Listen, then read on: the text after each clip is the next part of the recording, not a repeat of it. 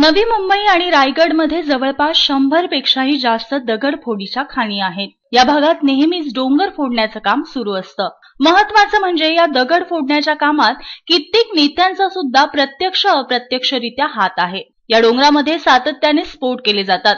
खरं तर स्फोट करण्याची पूर्वसूचना पोलिसांना द्यायची असते, मात्र तसं इथे काहीही घडताना दिसत नाही आणि पोलीस प्रशासन देखील चक्क या प्रकाराकडे दुर्लक्ष करताना दिसतंय। दुसरी गोष्ट अशी की यांच्याकडे खोटे रॉयल्टी बुक देखील आहे। हे विचार करण्यासारखं आहे। सर्व्हिस टॅक्स डिपार्टमेंट सुद्धा या गोष्टीकडे कानाडोळा करताना दिसतंय। इतकंच नाही तर सातत्याने होणाऱ्या दगडफोडीमुळे जंगल नष्ट होत असून वन विभाग मात्र शांतच आहे। या साऱ्याचा परिणाम म्हणजे पावसाळ्यात दगड सरकल्यामुळे अवैधरित्या दगडफोडीचे काम करणारे कामगार मात्र जीवानिशी जाताना पाहायला मिळतात। या दुर्दैवी घटनेमुळे नवी मुंबईतील एका NGOनं उच्च न्यायालयाकडे दाद मागितलीये, मात्र आता उच्च न्यायालय या सरकारी विभागांना ताळावर आणण्यासाठी यशस्वी ठरतंय का हे येणारा काळच ठरवेल।